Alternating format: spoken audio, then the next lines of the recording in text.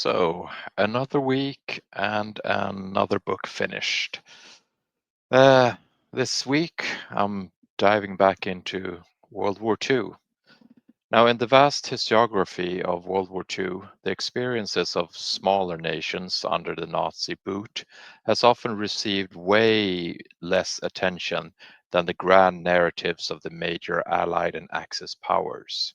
Now, Denmark, the traditional arch enemy of my Sweden, was back during World War II a neutral Scandinavian country with a population of just over 3 million people.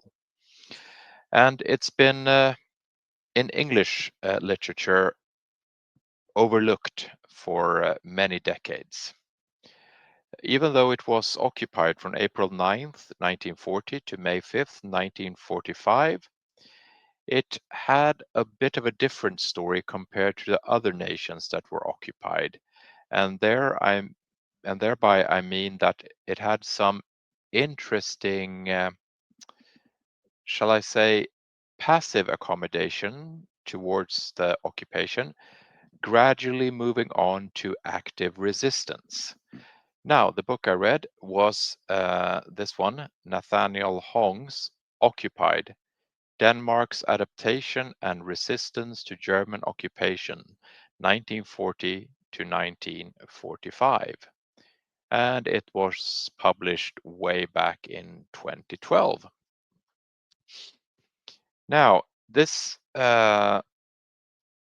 Hong fellow, he offers a very, I would say, a very nuanced and very thorough exploration of about how the Danes navigated occupation, not through heroic myths alone, but through a complex, interwoven, cooperative, adaptive, and defiant stance on behalf of the Danish population. His work is very balanced and he avoids the classical post war glorification that dominates the Danish national memory. And he does not excuse the collaboration on behalf of the Danish politicians during the first years of the occupation. All the while, he does, however, humanize the experience, examining how ordinary citizens and institutions grapple with survival under occupation. So during the about 380-ish pages, he mixes political history with social and economic analysis, and it's a very accessible book if you want to look into how the small states dealt with the occupation, and also on a personal level, the moral ambiguity in times of crisis. Looking to the situation today, where Europe once again grapples with the echoes of nationalism and authoritarianism in the 21st century, I think Occupied provides a very timely insight into resilience and the need also for compromise. The gray areas, which I'm so fond of, is very well explained throughout the book. So the book weaves together official documents, personal diaries, newspaper clippings, resistance pamphlet, and also a German stories into a very cohesive narrative. Unlike some Danish historians, the author Hong is actually Canadian. He doesn't emphasize the heroic resistance. He it's rather more of a journalistic approach, objective, evidence-based, and explanatory. So it's a highly enjoyable read. So it's it's a very pragmatic response. It shows the Danish had a very pragmatic response to the occupation. Against overwhelming odds, they let resistance evolve. So it evolved due to external and internal fractions, and it also captures the local nuance of the Danish society at the time, because you have to understand Denmark's precarious position in 1939.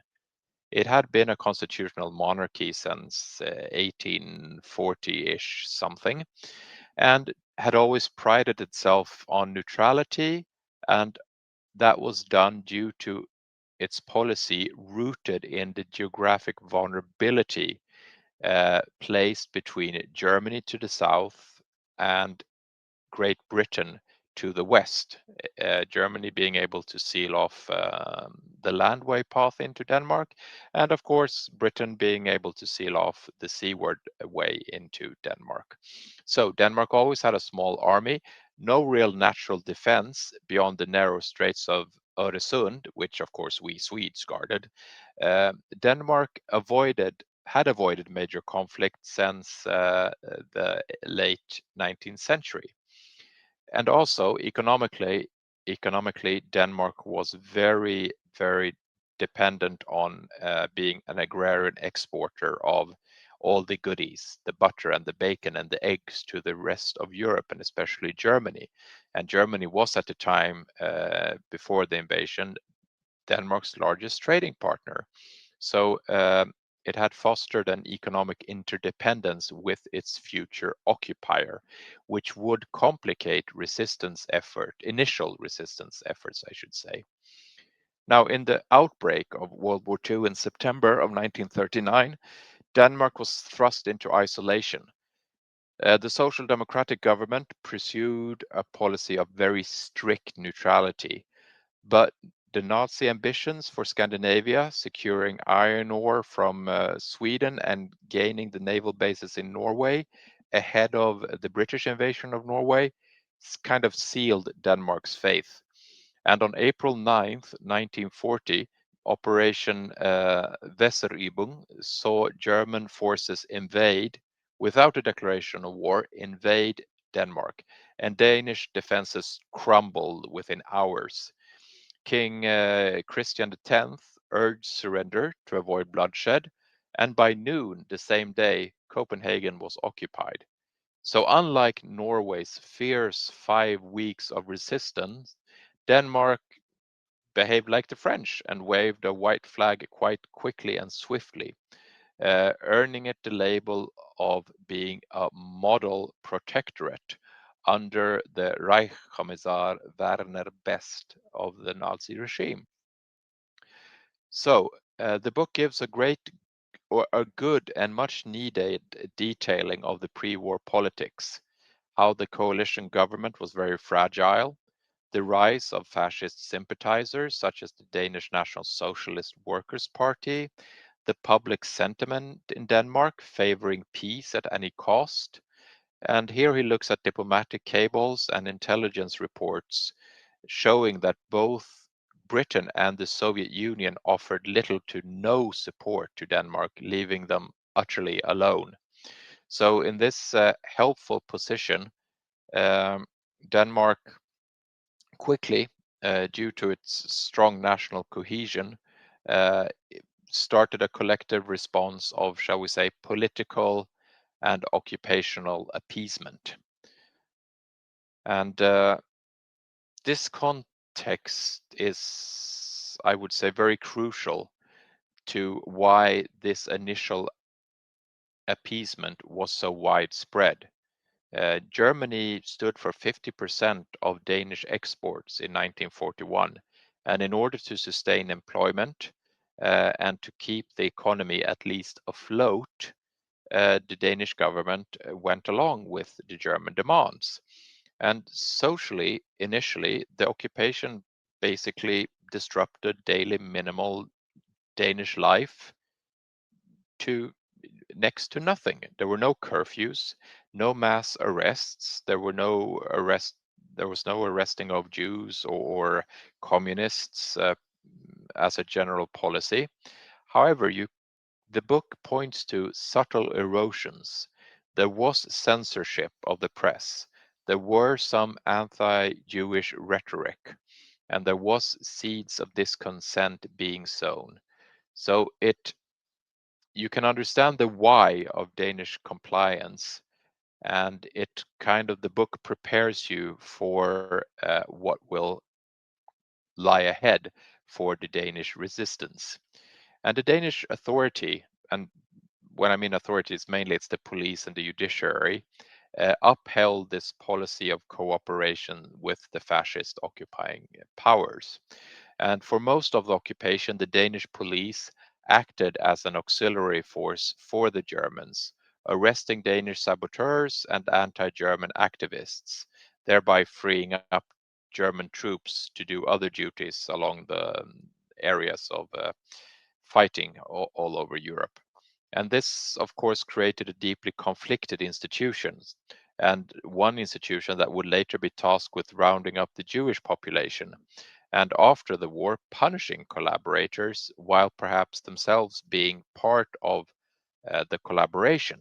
So it was tricky. Now it shows that the police had a commitment to maintaining order and the rule of Danish law.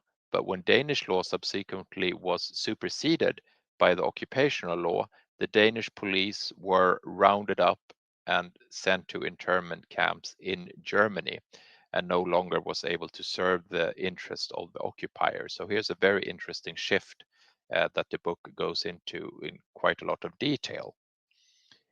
Anyway, the book unfolds chronologically, tracing the occupation's evolutions from this uneasy coexistence to open conflict and then later, of course, liberation. So it wasn't a linear progression, but it can be divided into phases. You had the initial occupation of Denmark, 1940 to 41. You had deepening cooperation between 1941 to 43. Then you had the turn to active resistance 43 to 44, and of course the endgame resistance from 44 to 45, followed by a small text on post-war reflections.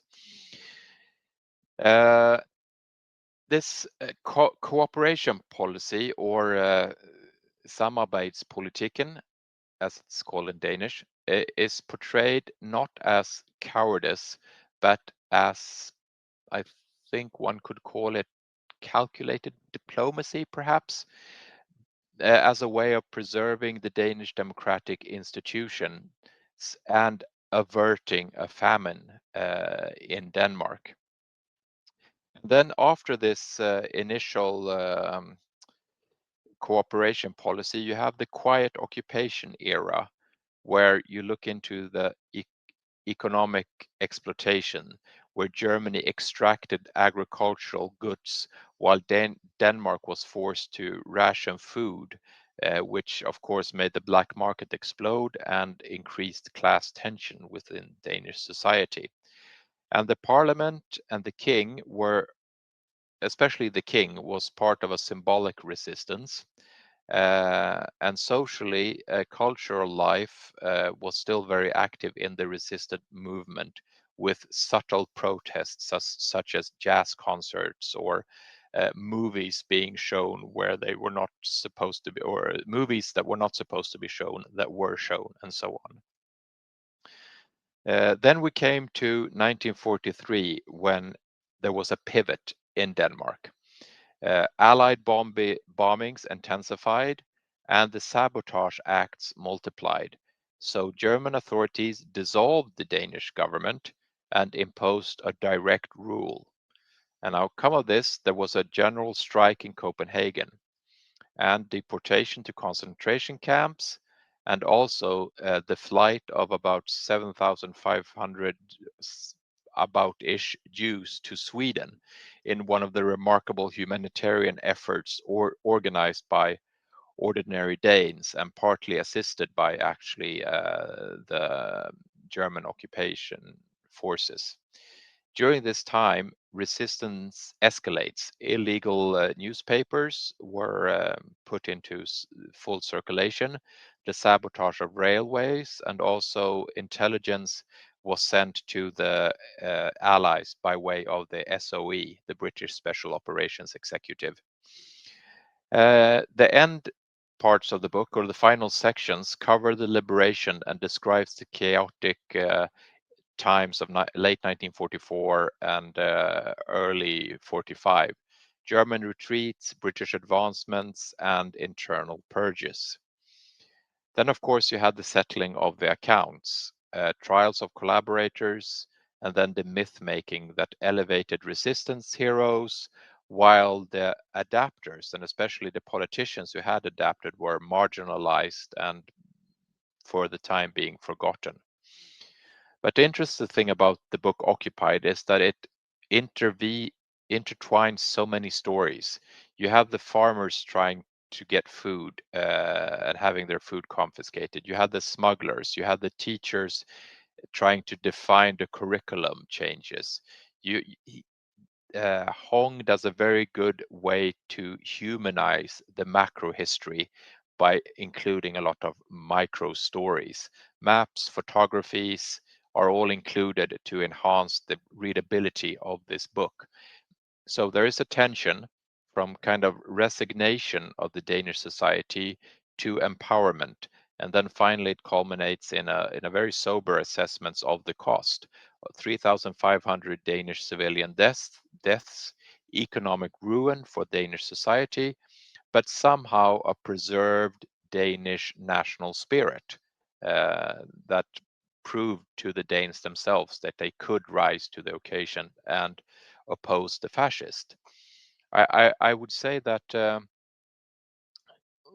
one of the strongest contributions of the book is how it portrays the very ordinary, almost non-heroic responses that sustain daily life in Denmark during the occupation. I mean, it argues that cooperation was not a monolithic betrayal, but it actually had a spectrum of survival strategies from passive compliance to active alignment with the occupying forces. And it was basically used as a shield against harsher measures, both in private and on a political scale.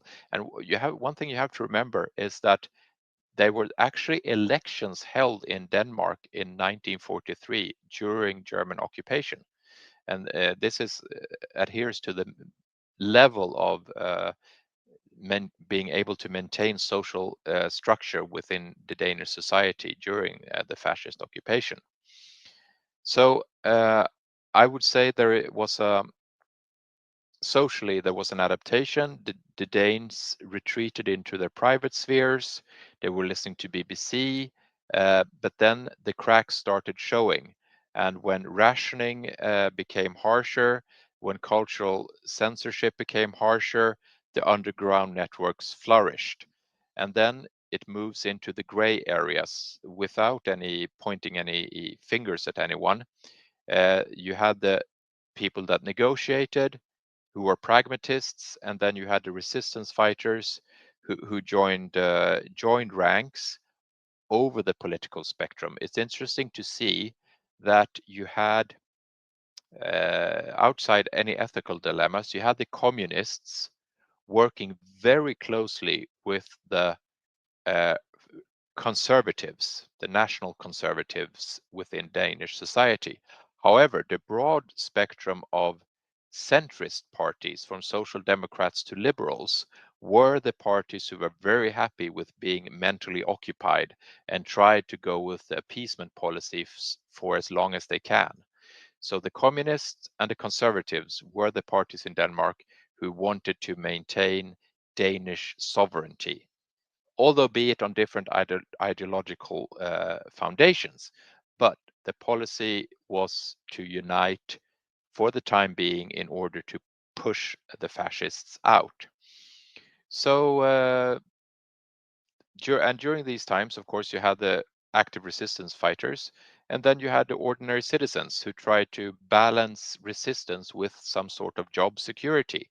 And the book humanizes these troubles, and it kind of puts everything into context: the fear of reprisals, what your family needs, the hope for the war to end quickly. And there is no real hero villain story to this book about what Denmark and the Danes did during the occupation. So one can say that Danish resistance evolved from small symbolic gestures to great organized open attack sabotages from 1942 to 1945. And by 1943, over 800 clandestine newspapers circulated, from simple leaflets to sophisticated dailies like the newspaper Fritt Danmark, printing some over 100,000 copies. Now, these guerrilla media papers eroded German legitimacy and coordinated strikes, and also exposed German atrocities. So the Freedom Council was established in 1942, and the Danish resistance movement was also established. And from here on, you have some details concerning operations, like the 1943 train derailment disruptions, where troops going to the Eastern Front were heavily delayed. And also, you had intelligence networks working to feed London data in order to aid the D-Day landing, for example. Uh, you also have the Jewish rescue operation, which I mentioned before, which was a pinnacle of collective resistance in Denmark. As in October 1943, the order came to deport the Jews. Now, the rumor was quickly circulated within the Jewish community in Denmark. So clergymen, fishermen, ordinary citizens formed what can be more or less called a human chain across Denmark and over the water of Öresund to Sweden. So it basically saved 98% of Denmark's 8,000 Jews. So this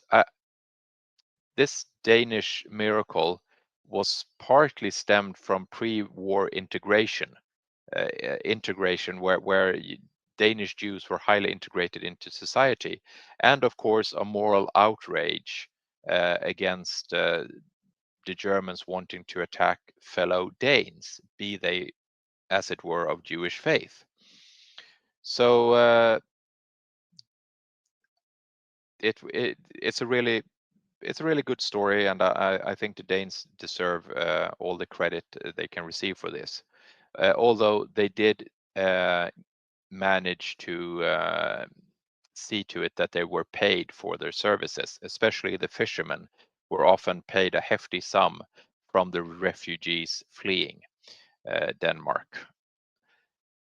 Anyway, the resistance was adaptive, and I think the book portrays the occupation's ripple effect on society and economy in a perfect way. And culturally, it also looks into how novels and theater and film broke through the German censorship. And it also kind of gives a situational awareness to the power of culture during an occupation. Community garden, folk dancing, radio, Danish music, all were morale boosters and kind of a subtle resistance movement amongst the broader layers of the population. In the final chapter, the book just looks into Denmark's purge of the collaborators. Over 13,000 Danes faced trials, 5,000 death sentences were handed out. They were later commuted, and I think about only 70 Danish collaborators were shot. The Nazis who were put on trial for being in charge in Denmark during the war were also let off quite lightly.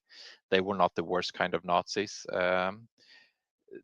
I would say that the resistance heroes within the Danish Freedom Council after the war shaped the narratives, embedding the people's war into the collective memory. One thing that you can say is, however, that the main cooperator or the people who cooperated with the Germans within the elites were let off lightly. Factory owners and politicians and the likes who had a quite a lucrative dealings with the Germans, they were let off lighter than the black market, the small black market profiteer in the cities around Denmark, which is of course, as the story goes. I'm not surprised that it was like this. It always happens, but one can feel aghast by this.